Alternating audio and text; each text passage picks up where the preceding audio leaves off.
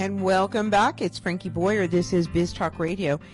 Wouldn't you love to manage difficult people in your life, or improve your emotional intelligence as a partner, a parent, friend, or improve your emotional intelligence as a leader?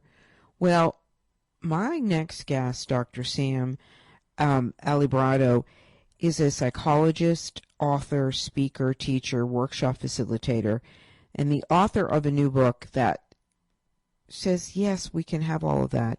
It's called The Three Dimensions of Emotions, Finding the Balance of Power, Heart, and Mindfulness in All Your Relationships. And Doctor, what a pleasure. Welcome to the program. Nice to be here.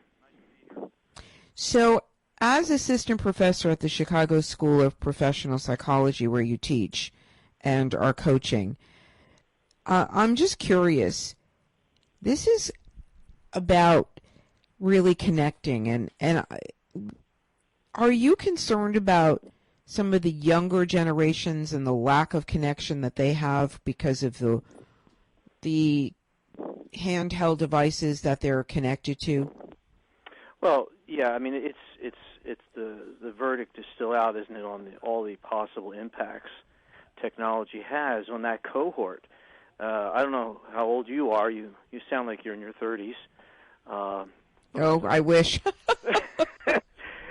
But it's a very interesting thing. Our daughter, who's in her mid-20s, has come back to live near us in L.A., and we have a wonderful relationship, and there's a great amount of connection, but she still insists on texting all the time. So it'll be real interesting to see how that plays out.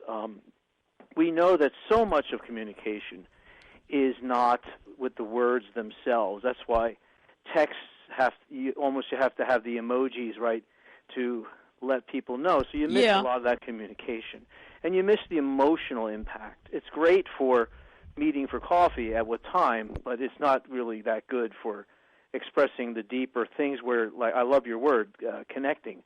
My model is all about connecting or disconnecting, depending on where you go energetically.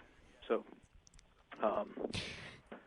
hopefully they will find a way to connect, because that's going to be really necessary, both in business and in personal life. Mm-hmm. This new book about the three dimensions. So if you wouldn't mind just sharing a little bit about how do we go deeper into our relationships? Right. Let me talk about the three dimensions first of all, and it's based on some independently from three different people, psychoanalytically thinking people, and it's supported by empirical. And just like there's height, width, and depth, right? I see the one dimension as power dimension, which has to do with our own personal agency and how we relate to people in that kind of way. And then there's the heart dimension, which is the love dimension. And then there's the mindfulness, or what Bion called knowing dimension. And there's consistent theories that keep coming up with those same three dimensions, like I mentioned. And my whole thesis is that if you have a hard time doing any one of those three well, you're going to be thrown out of balance. So say, for example, you're not very good in the heart dimension, being vulnerable or caring or having empathy for other people, then you're most likely going to disconnect, which is the knowing dimension, or you're going to become too bully. You're going to become a control freak. So the key for emotional intelligence, or for that kind of connecting you're referring to before, is striking a healthy balance, a synergy, if you may, between all three at any given time that you're relating to someone else, whether it's your boss or your child or the neighbor next door. So can you give us some examples of that, please, of how that would look in life? Sure.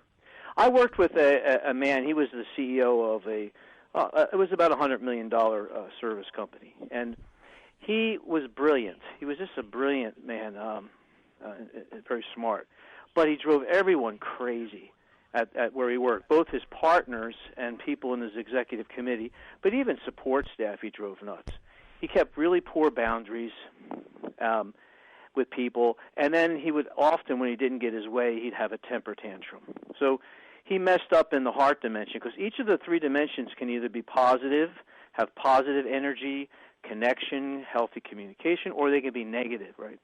So the negative of the heart dimension are the people who have poor boundaries. And then he would blow up and have temper tantrums, which would be the negative power dimension.